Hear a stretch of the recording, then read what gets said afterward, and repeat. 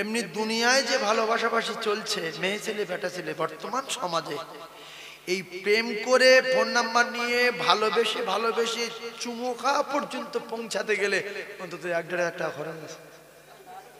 কম করে ছোট করে বললো চুমু খাওয়া 1,000 টাকা ধরল, কিছু মেয়ে 60 করে উঠে আসে। এই চুমু খাওয়া পর্যন্ত পৌঁছাতে গেলে 1,000 টাকা খরচ কম করে। তাহলে কোরআন শরীফ যদি জীবনের চেয়ে বেশি ভালোবাসি, কোরআনে চুমু খাওয়া পর্যন্ত পৌঁছাতে গেলে কত খরচ? তুমি বাসো ভালোবাসো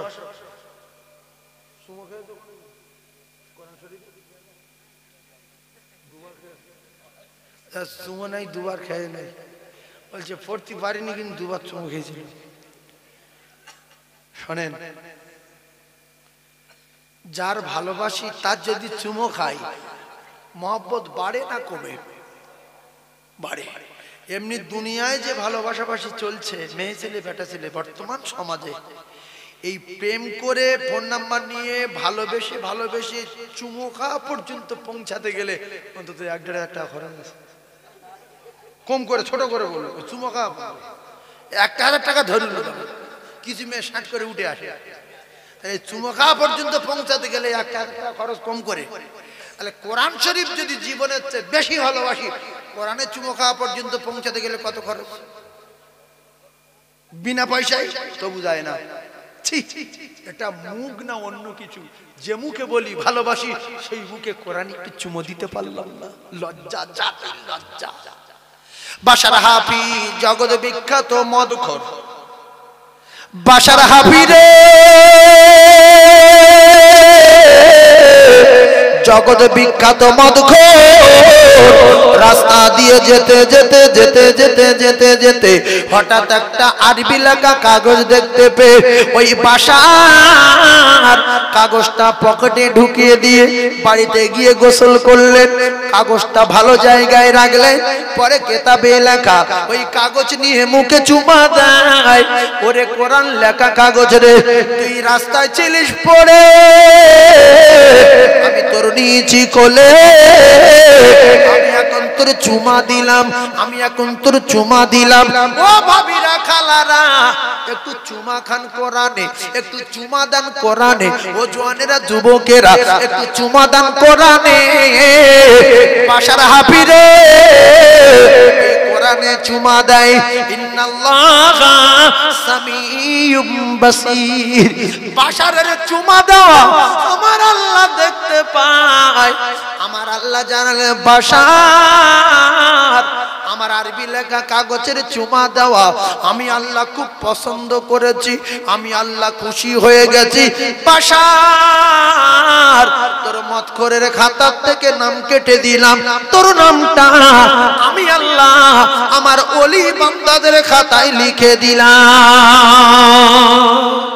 একটা জগৎ বিখ্যাত মদখোর যদি আরবি লেখা কাগজে চুমা খেয়ে সে যদি আল্লাহর ওলি হয়ে যায়, আমরা তো মদখোর নই, আমরা ভালো মানুষ, নামাজি, আল্লাহওয়ালা মানুষ, ভালো বংশের মানুষ।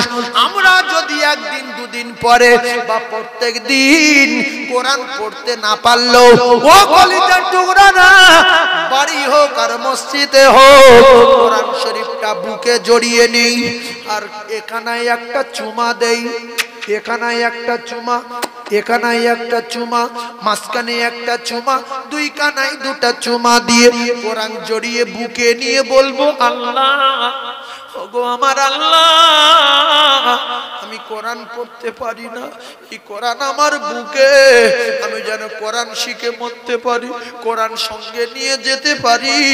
আল্লাহ আপনার কালাম আমি শিখতে চাই।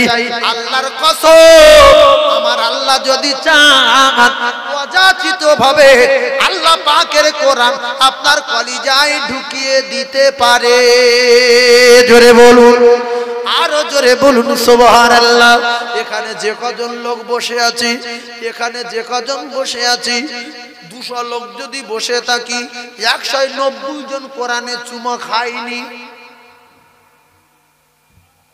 এই ঘুমোচ্ছিস, কোরআনে চুমা খাইছি কোনদিন? কেন খাইনি? কেন চুমো অন্য জায়গায় খাইতে পারো, মোবাইল কিনে মোবাইলে চুমু খাচ্ছে, মোবাইল কিনে মোবাইলে চুমু খাচ্ছে। কি সুন্দর ফেরেম রে, মোবাইলের কভারে চুমু খাচ্ছে। ছি ছি ছি, একটু কোরআন শরীফের চুমু খাও। চুমু কোরআন শরীফে খাওয়া দরকার আছে না নাই? কারণ কোরআনের থেকে মোবাইলের দাম বেশি বলে। কোরআন শরীফ 300 টাকা দাম, আর মোবাইল 30,000 টাকা দাম, 40,000 টাকা দাম। সেই জন্য মোবাইলে চুমু খাও। একটা পয়সা পড়ে যাচ্ছে, তুলে চুমু খাচ্ছে। খাচ্ছে না, খায় না। আর কোরআন শরীফে চুমু খাওনি বলছো কেন? কোরআন শরীফ কি নোংরা জিনিস? কোরআনে চুমু খাবে তো? খাবে বাবু সবাই? কবে খাবে? কতদিন পরে? নিয়ত করো আজকের রাতে, যদি আজকের রাতে যদি বাঁচি, কাল গোসল করে দুপুরবেলা কোরআনে চুমু খাবো, খেয়ে তারপর বাজারে যাই আর যেখান যাই যাবো, খাবো ইনশাআল্লাহ। যদি কোরআন শরীফ বাড়ি না খুঁজে পাই, কোথায় গিয়ে খাবো? মসজিদে। আল্লাহ কবুল করেন, বলেন আমিন। এই ঠোঁট ফেটে ফেটে যাদের গেছে, কোরআনে চুমু খাবেন, দেখবেন ঠোঁট ফাটা সেরে যাবে।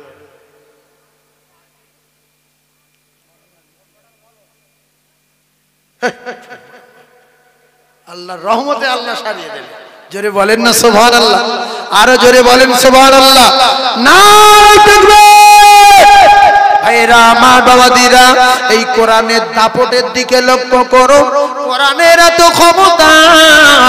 ও মা জননীরা, বেটিরা, খালারা, ফুফুরা, যারা আওয়াজ শুনছেন একটুখানি খেয়াল করুন। কিছু কিছু জাহান্নামী নারী আছে, জাহান্নামী নারী, এরা বললে রেগে যায়, কিন্তু করার কিছু নাই। জাহান্নামী নারী, দুটো নারীর কথা বলি, যারা আল্লাহর কোরআনের অপমান করে। কোরআনে বলা আছে, লাকাদ খালাকনাল ইনসানা ফি আহসানি তাকবীর।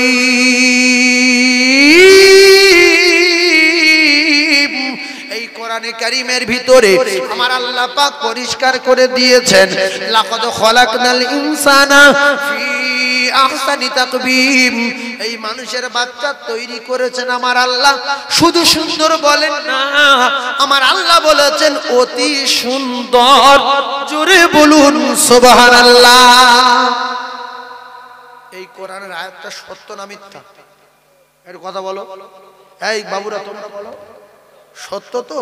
ওই আংটিটা খুলে কলিজার টুকরা বেটার হাতে পরিয়ে দিলেন। বাবারে, যদি রাস্তায় কোনো সমস্যা হয়, বাবা কোথাও যদি বিপদে পড়ে যাও, ক্ষুধা লেগে যায়, খাবার কষ্ট হয়, বাবা এই আংটিটা বিক্রি করলে অনেক টাকা হবে।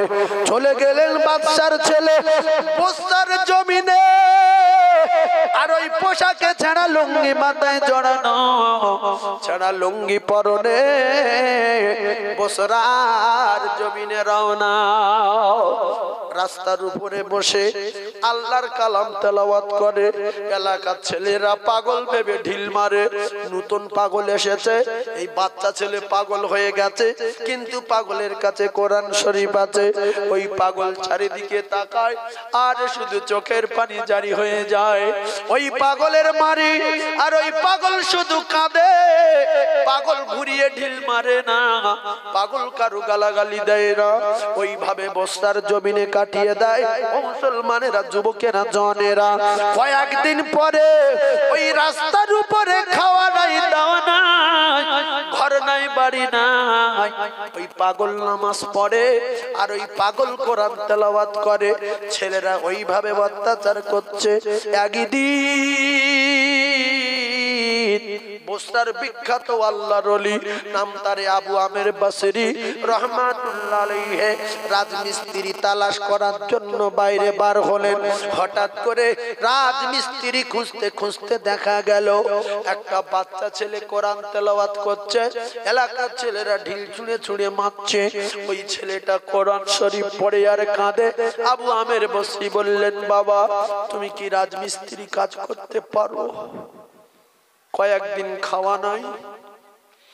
বলছে, হুজুর আমি পারবো, তবে আমার শর্ত আছে, নামাজের সময় ছুটি দিতে হবে গো। নামাজের সময় ছুটি, আর আমার মজুরি দেবেন 1 টাকা। আর 3 নাম্বার শর্ত হলো সপ্তাহে 1 দিন কাজ করব, দিনটা হলো শনিবার। কয়েকদিন খাওয়া নাই।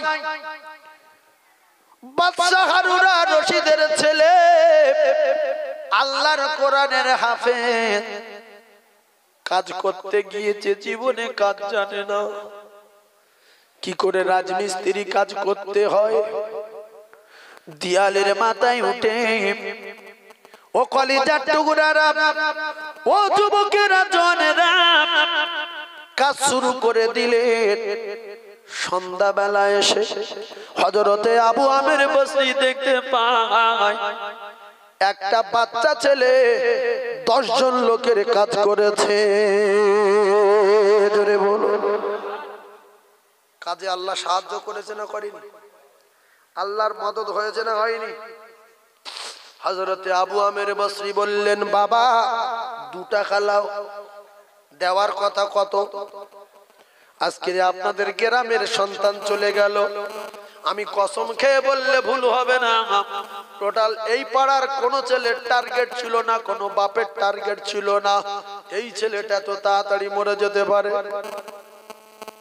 আমরা অধিকাংশ যেটা বুঝি, বয়স হলে মারা যাবে, বুড়ি হলে মারা যাবে, বুড়ো হলে মারা যাবে, বৃদ্ধা হলে মারা যাবে, বৃদ্ধ হলে মারা যাবে। সোনার মানিক রে, হযরতে আবু আমির বসরি বললেন, বাবা তোমার কাজে আমি ভীষণ খুশি, 2 টাকা দেব বাবা, 2 টাকা। বলে, হুজুর এই 1 টাকা বেশি হয়ে যাবে, আমি 2 টাকা নেব না, 1 টাকা 1 সপ্তাহ খরচ করব, আর বাকি যদি কাজে ভালো লাগে আমার আবার আগামী সপ্তাহে খোঁজ করো। আর এই 2 টাকা যদি নেই, 1 টাকা বেশি হয়ে যাবে, আমি 2 টাকা নেব না। হযরতে আবু আমির বলেন, তাহলে আর মিস্ত্রি ধরার দরকার নাই, একটা মিস্ত্রি যদি 10 জন লোকের কাজ করে, তাহলে 1 সপ্তাহ অপেক্ষা করার দরকার আছে। দ্বিতীয় শনিবার, ও 4 পয়সার মালিকের বেটারা, তোমরা নামাজ পড়ো না, তোমরা কোরআন পড়ো না, তোমরা কোরআন শেখো না, বড় বাহাদুরি করো, বাদশা হারুন আর রশিদের বেটার খবর শোনো। কেতাবে লেখা দ্বিতীয় শনিবার হযরতে আবু আমির বসরি রাহমাতুল্লাহ আলাইহি রাজমিস্ত্রি তালাশ করতে আসলেন। এসে দেখতে পায় ওই জায়গায় ওই বেটা কোরআন তেলাওয়াত করছে। আবার এসে বললেন, বাবা তুমি কি আবার কাজ করবে? বলে, হুজুর হ্যাঁ, শর্ত আছে 3টে। প্রথম শর্ত, নামাজে ছুটি দিতে হবে। দ্বিতীয় শর্ত, 1 টাকা মজুরি লব। 3 নম্বর শর্ত, শনিবার দিন করে সপ্তাহে 1 দিন কাজ করব। আবার দ্বিতীয় সপ্তাহের শর্ত মেনে কাজে লাগিয়ে দিয়ে হযরতে আবু আমির বসরি বলে, আমি অবাক হয়েছিলাম যে একটা বাচ্চা ছেলে 10 জন লোকের কাজ করে কি করে। আমি আজকের কোথাও যাব না, লুকিয়ে লুকিয়ে কাজের তরিকা দেখব। কত বড় মিস্ত্রি, একা 10 জনের কাজ করে, এ তো জীবনে কাজ জানে না। দেয়ালের মাথায় বসে সিমেন্ট বালিগুলো দেয়ালের উপরে ছড়িয়ে দেয়, আর ইটগুলো আপনি আপনি উড়ে উড়ে এসে দেয়ালের মাথায় জোড়া লেগে যায়। ইট তুলছে কে? আপনি উড়ে গিয়ে দেয়ালের মাথায় জোড়া লাগছে। সিম কিতাবে যে ভাষায় লেখা আছে সেই কথাই বলছি। কম্পিউটারের জামানা, ফোন করে বিরাট গুঁতো দিচ্ছে, 4 দিকে দিয়ে দিচ্ছে না, দিচ্ছে না। কালকের একজন বলতে, হুজুর নবীর পায়খানা পাক, নবীর পায়খানা মেশকে আম্বার কোথায় পেয়েছেন? আমার বলতে আমি তালিয়ে সেই ফোনের ভেতর দেবে ফের ও আল্লাহ। আমি তখন বলি কে বলছো বাবু? বলছে আমি এক জায়গা থেকে বলছি। আমি আপনি কি করেন? মাওলানা হাফেজ সাহেব? তো বলছে না আমি এমনি দর্জির কাজ করি। যখন কিতাব বলছে মিশকাত শরীফ, আবু দাউদ শরীফ, নাসাই, তিরমিজি, বুখারী, ইবনে মাজাহ সব নাম বলছে, ও কি দর্জি? তাহলে অন্য জিনিস। আমার বলতে হুজুর আপনার ওয়াজে ছিলাম, আপনি বলবেন রাসূলুল্লাহর পায়খানা মিশকে আম্বার কোথায় আছে হুজুর বলবেন? তা আমি বললাম যে বাবু তুমি যদি ভ্যানালা হও তাহলে তুমি তো বুঝবে না, তা রেকর্ডিং যদি করো করে নাও। মাদারিজুন নবুওয়াত লেখক আব্দুল হক মুহাদ্দিস দেহলভী রহমাতুল্লাহ আলাইহি, খণ্ড নম্বর 1, পৃষ্ঠা নম্বর 61, পৃষ্ঠা নম্বর 71। বলতে হুজুর আমি খুব খুশি হয়েছি, আল্লাহ আপনার ভালো করুক। ঠিক আছে বাবু রাখো। যে ওয়াজ করছি না, কেউ যদি বলে যে এই ঘটনাটা কোথায় লেখা আছে, বিদ্যুৎ গতিতে বলতে হবে, ওই ক্যাসেট শুনে এসে ভুগড়ুমবাজি করা না। কথা বুঝলেন? এ কোথায় লেখা আছে? কম্পিউটারের যুগ। এলাকায় ওয়াজ করে বাড়ি চলে যাব, আর গ্রামের লোক বলবে এই ওয়াজ ঠিক না, এটা ভুল বলেছে। আমার বাড়ি সকালে গেল, আমি বলতেছি আমি ওসব ওয়াজ করিনি, আমি কিচ্ছু বলিনি, সব মিথ্যা কথা।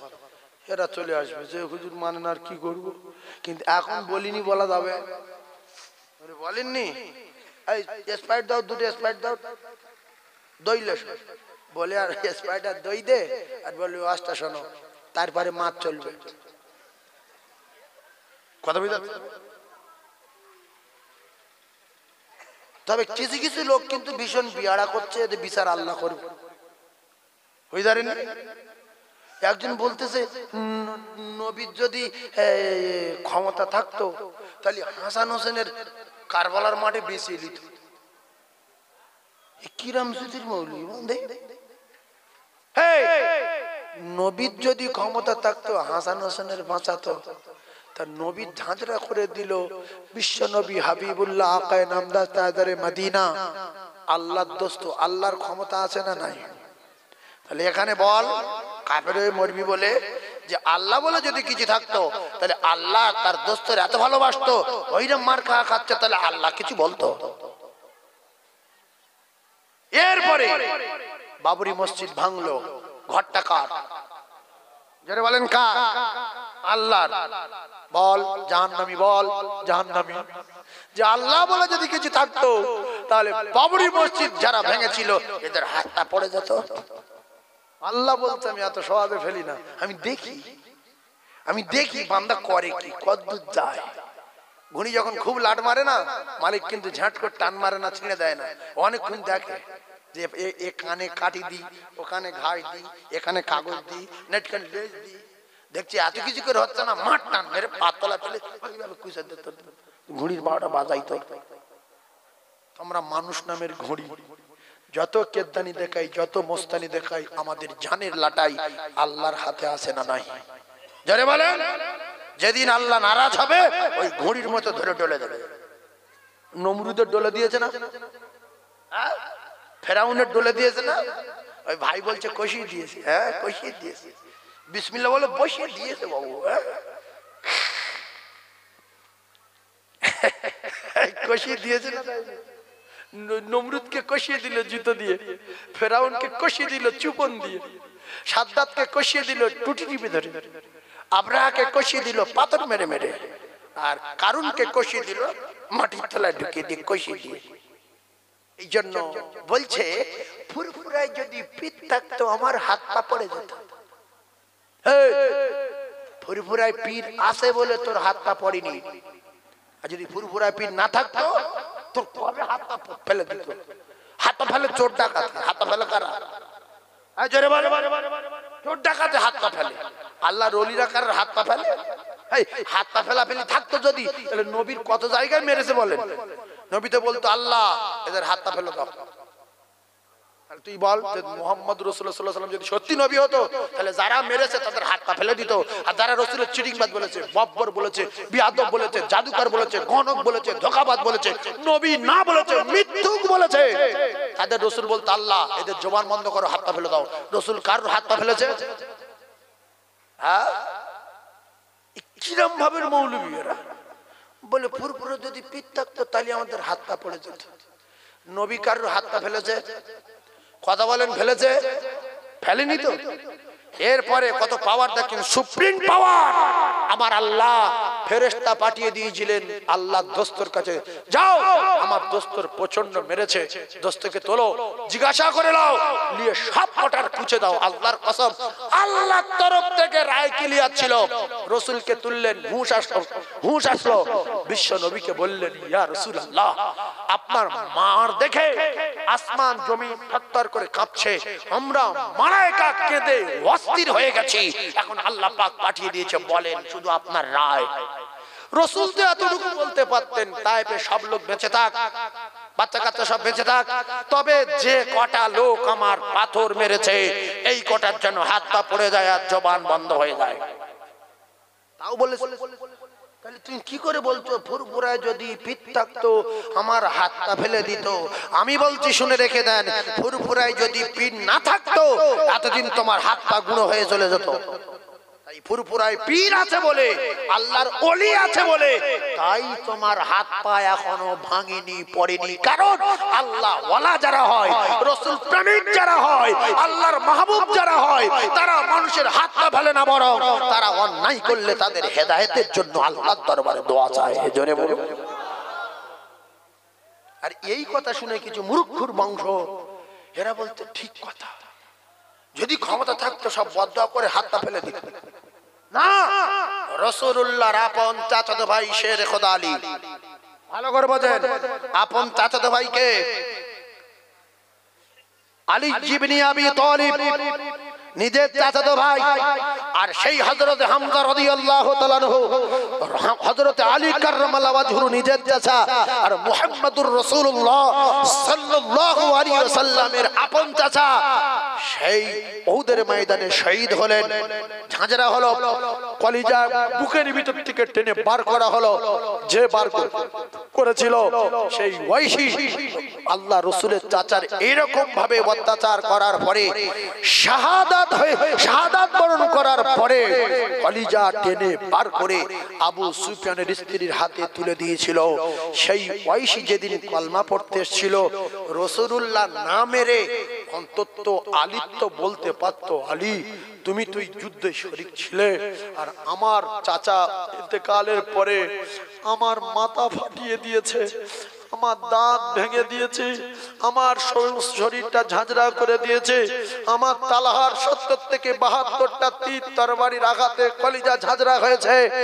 আলী এই সেই ওয়াইসি এসে হাজির, টুকরা টুকরা করে ছড়িয়ে দাও।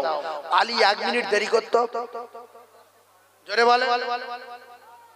এগুলো আল্লাহ ওয়ালাদের নীতি না, পয়গম্বরদের নীতি না। আমার নবী সারা জীবন দোয়া চেয়ে গেছেন, কারোর হাত পা ফেলার কথা বলেছেন বাবা? জোরে বলেন, বলেছেন? তাহলে জামানার মুজাদ্দিদ করে আল্লাহ যারে পাঠালেন, মুজাদ্দিদ আল্লাহর কসম ভোট করে, মাওলানা হয়ে, দলবাজি করে, এলাকার লোক এক জায়গায় করে, টাকা দিয়ে মুজাদ্দিদ হওয়া যায় না। আল্লাহ পাক যারে মুজাদ্দিদ করে পাঠান তিনিই মুজাদ্দিদ হন। জোরে বলো। সেজন্য আমি আপনাদেরকে বলে যাচ্ছি, কঠিন ভাবে মনে রাখবেন, ফুরফুরায় আল্লাহর ওলি আছে বলে তাই হাত পা পড়েনি। যদি আল্লাহর ওলি না থাকতো, যারা মুজাদ্দিদ জামান দাদা হুজুর পীর কেবলাকে উল্টো পাল্টা গালাগালি দিচ্ছে, ভণ্ড বলছে, মিথ্যাবাদী বলছে, এদের হাত কখন ফেলে দিত? তবে এদের হাত পা ফেলবে কে? আল্লাহ ফেলবে।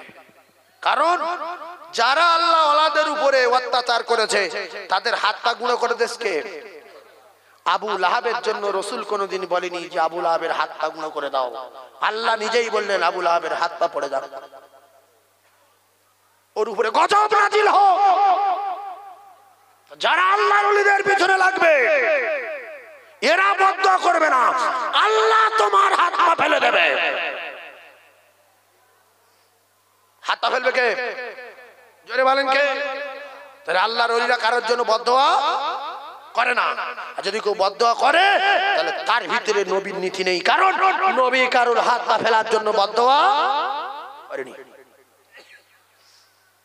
ফাতেমা ফাতেমা আবার অন্যদিকে চলে যাবে, ওদিকে যাব না। যে লাইনটা যাচ্ছিলাম এই লাইনটা টানি। আবু আমের বাসরি দেখলেন ইট আপনি আপনি উড়ে উড়ে উঠে দেয়ালের মাথায় জড়া লেগে যায়। জোরে বলুন, আরো চিল্লে বলুন সুবহানাল্লাহ। আর আমি ইউটিউবারদের বলবো, বাবা তোমরা যেন কোনোদিন কারো ছবি দেবে না, কারণ ফুরফুরার মুজাদ্দেদে জামান ছোট হুজুর পীর কেবলা রহমাতুল্লাহ আলাইহির কলিজার টুকরা আল্লামা পীর তোহা সিদ্দিকী ওয়াল কুরাইশি হুজুরের একটা কথা কেউ বলেছে, ভণ্ড বলুক আর যাই বলুক, এই রকম কথা বলার বিনিময় এই মিডিয়ারা হুজুরের গলায় ফাঁসি দিয়ে মোবাইলে পাঠিয়ে দিয়েছে।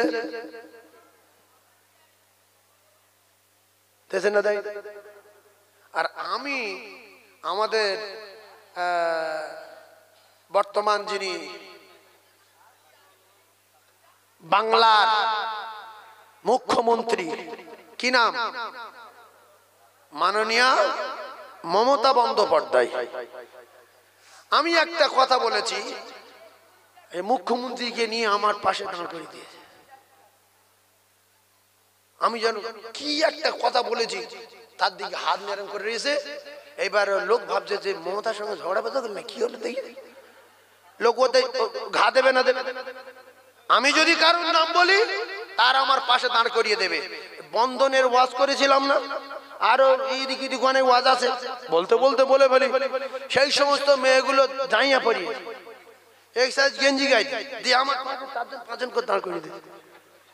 এইবার লোক ফোন করতে, হুজুর আপনি মোবাইল কি দিয়েছেন?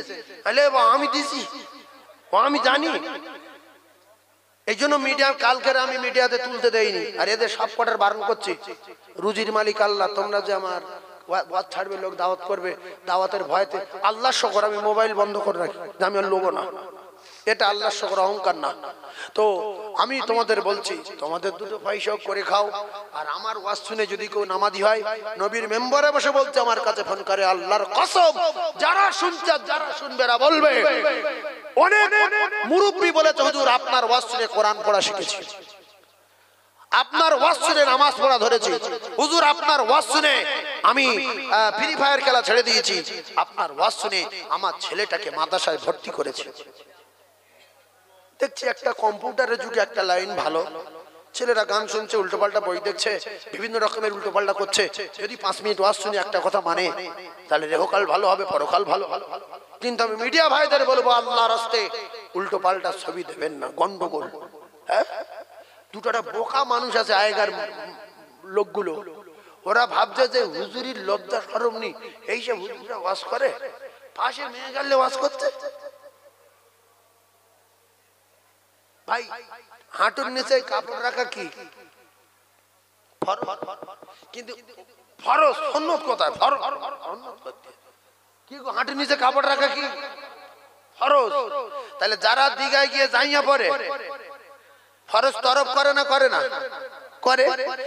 কথা প্রসঙ্গে একটা কথা বলেছি যে এখনকার মুসলমান দিঘায় গিয়ে যাইয়া পড়ে লোকের সামনে ঘুরতেছে, কত বড় নির্লজ্জ। এবার সেই যাইয়া পড়ে লোক আমার পাশে ঘিরে গেছে, ওই ফোনে আমার কথাটা বুঝতে পারেন। তাহলে আমরা যখন কথার মধ্যে একটা দিদিগুদি কথা বলবো, হ্যাঁ ভালো কথা, তোমরা এই ছবি উল্টো পাল্টা ছবি তোমরা দিও না। আমি তোমাদের জন্য দোয়া করব, তোমাদেরও বাচ্চা কাচ্চা আছে, তোমাদের একটা সংসার চলুক। আমি তো কারে কাছে 10 পয়সা লেইনি। অনেক লোক বলে যে সাইফুল্লাহ সাহেব টাকা পায়। আমি আল্লাহর কসম খেয়ে বলছি, কোন ইউটিউবারের বলিনি যে আমার 5টা টাকা দে আমি একটু টিফিন করি। কেউ জমান কেটে দেবো, এত কার কাছে ওজন। আরো এরা মোবাইলে তুলে অনেক বক্তা খুশি হয়ে এদের তো তুমি আমার ওয়াজ তুললে তো টাকা দাও। আমি এই যত বলবো তত সময় নষ্ট হবে। এক কথায় মিডিয়া ভাইরা বুঝে গেছো, ছবি উল্টো পাল্টা দিও না, আর যে কটা দেওয়া আছে ওই কটা তুলে নেবে শোনা। এবারে আগিয়ে যাব। এইবারে আবু আমের বসরি 3 টাকা দিচ্ছে। ক টাকা? ইট উঠছে বলে ক টাকা দিচ্ছে? প্রথম ইট ওটা দেখিনি দিচ্ছিল কত? 2 টাকা। মুখস্থ করে নেওয়ার কথা 1 টাকা, খুশি হয়ে দিচ্ছিল 2 টাকা। দ্বিতীয় সপ্তাহে দিচ্ছিল 3 টাকা। বাচ্চা ছেলে নিল 1 টাকা। বলতে হুজুর 2 টাকা বেশি হয়ে যাবে, তবে কাজে যদি ভালো লাগে আবার তৃতীয় সপ্তাহে খবর লিও। কেতাবে লেখা আছে হযরতে আবু আমের বসরি রাহমাতুল্লাহ আলাইহি বলে, আমার মনে মনে হয় এই ছেলে সাধারণ ছেলে না, নিশ্চয়ই আল্লাহর ওলি হবে রে। আমি যে এক আল্লাহর ওলি, তার চেয়ে বড় আল্লাহর ওলি। কথা বুঝতে পারেননি? সে একটা ঘটনা আছে না, জঙ্গলে দীর্ঘদিন কাটালো এক আল্লাহর ওলি। ভাইজান আমার বাবাদিরা, যে কথা বলছিলাম সাইড মারলে ঘটনা শেষ করা যাবে না। ঠান্ডা মাথায় বোঝে আবু আমের বসরি রাহমাতুল্লাহ আলাইহি অবাক হয়েছিলেন। এই তিন বা তৃতীয় সপ্তাহে যাব, ওই আল্লাহর ওলির কাজে লাগাবো বলে নিয়ে ওই ওলির ঘটনা সব জানবো, ব্যাপারটা কি শুনবো। এত বড় আল্লাহর ওলি রাস্তায় পড়ে কাঁদে কেন? এলাকার বাচ্চারা ঢিল ছুঁড়ে মারে কেন? ব্যাপারটা কি? কোরআন শরীফ হাত থেকে পড়ে না, শুধু কোরআন তেলাওয়াত করে। তৃতীয় সপ্তাহে হযরতে আবু আমের বসরি রাহমাতুল্লাহ আলাইহি, ও কলিজার টুকরারা, ও যুবকেরা, জওয়ানেরা, বাচ্চার খোঁজে আসার পরে দেখা গেল যে জায়গায় কোরআন তেলাওয়াত করত ওই জায়গায় আর ওই যুবক নাই। আর খুঁজে পাচ্ছে না। মন মেজাজ ভালো থাকবে না খারাপ হয়ে যাবে? এজন্য খারাপ হয়ে যাবে যে আমি যে জিনিস দেখেছি পুরো বসরার কেউ দেখেনি। ছেলে বলছে ইট উড়ে যাচ্ছে, ইট উড়ে যাচ্ছে। কত বড় আল্লাহর ওলি, দেয়ালের মাথায় বসে আছে, ইট উড়ে গিয়ে দেয়ালে লেগে যাচ্ছে। বাচ্চাদের বলছে, বাবারা এই গ্রামে যে পাগলটা কোরআন পড়তো সেই পাগলটার কি দেখেছো? বলে হুজুর গো,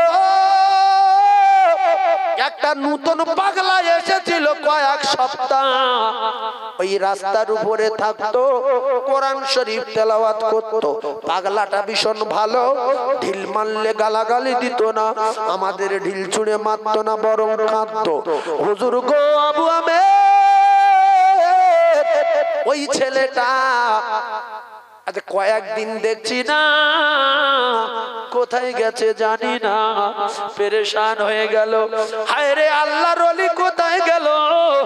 পেরেশান হয়ে খুঁজতে খুঁজতে এর জিজ্ঞাসা করে, ওর জিজ্ঞাসা করে, এখানে জিজ্ঞাসা করে, ওখানে জিজ্ঞাসা করে। খবর যখন পায় না মুসলমান, জঙ্গলের দিক দিয়ে একটা বাচ্চা ছেলে হেঁটে হেঁটে আসতেছিল। আবু আমের বসরি বললেন, বাবা তোমাদের গ্রামের মোড়ের মাথায় যে পাগলটা বসে কোরআন শরীফ তেলাওয়াত করত, ওই পাগলটারে কি তুমি দেখেছো? বলে হুজুর হ্যাঁ আমি দেখেছি। বলছে বাবা কোথায়? বলতে কিছুক্ষণ আগে দেখলাম ওই বস্তারা জঙ্গলের মাঝখানে একটা ইটের টুকরা মাথায় দিয়ে পড়ে কাঁদছে। হযরতে আবু আমের বললেন, বাবা ওই পাগলটার কাছে আমার নিয়ে চলো বাপ, তার জন্য কিছু টাকা তোমায় দেব বাবা। হযরতে আবু আমের বসরি ওই ছেলেটাকে টাকা দেব বলে বস্তার জঙ্গলের দিকে নিয়ে গেলেন। নিয়ে যাবার পরে দেখতে পায় জঙ্গলের মাঝখানে একা ছোট্ট একটা ইটের টুকরা মাথায় দিয়ে অঝার নয়নে কাঁদে। হযরতে আবু আমের বসরি রহমাতুল্লাহ আলাইহি সালাম দিলেন, আসসালামু আলাইকুম, উত্তর দিলেন না। আবার সালাম দিলেন, উত্তর দিলেন না। 3 নম্বরে সালাম দিলেন, চোখ মিলে তাকিয়ে উত্তর দিলেন। বুঝতে পারলেন আবু আমের বসরি এসেছে। হযরতে আবু আমের বসরি চোখের পানি জারি হয়ে যায়। জলদি করে ছেলেটার মাথায় হাত দিতে যায়। ও বাবা, তোমার নরম মাথা ইটের উপরে কেন বাপ? তোমার মাথাটা আমার উরুতের উপরে রাখো। ছেলে কেঁদে বলে, হুজুর গো, আমার মাথা থেকে ইটের টুকরা সরাবেন না। আমি এই মুহূর্তে দুনিয়া ছেড়ে বিদায় লব। আমি দুনিয়ার জমিনে থাকবো না হুজুর, আমি চলে যাব হুজুর, আমি আর থাকবো না হুজুর। আবু আমের বসরি, আমার মাথা থেকে ইটের টুকরা সরাবেন না। তবে হুজুর আপনি এসেছেন, আমার একটু কয়েকটা আমানত একটু আপনার রাখতে হবে, আর আমার ইন্তেকালের পরে এই আমানত গুলো পৌঁছে দিতে হবে। বলছে বাবা নিশ্চয়ই দেব বাবা, কি আমানত বলো বাবা? ওই সময় কেঁদে বলে, হুজুর গো, আমি দুনিয়ার জমিন ছেড়ে বিদায় নেব। আমার কি গোসল হবে না? আমার কি কাফন হবে না? আমার কি মাটি হবে না? আমি এই জঙ্গলে বিদায় লব হুজুর গো। আমার ইন্তেকালের পরে আমার মাথায় ছেঁড়া লুঙ্গি জড়ানো, আমার পরনের ছেঁড়া লুঙ্গি দিয়ে আমার কাফন করে দিও। হযরতে আবু আমের বসরি অবাক হয়ে শুনছে, চোখের পানি জারি হয়ে যায়। হুজুর আমার এই আল্লাহ পাকের কোরআন বুকে কলিজার টুকরা বাচ্চা ইটের টুকরা মাথায় দিয়ে বুকে কোরআন নিয়ে পড়ে কাঁদে। হুজুর আমার এই বুকে জড়ানো কোরআন আমি আপনার হাতে তুলে দিলাম, আর আমার এই হাতের এই আংটি আমি আপনার কাছে খুলে দিলাম। সেই জনম দুঃখী মা ওই আংটিটা পরিয়ে দিয়েছিল হাতে। বলছে হুজুর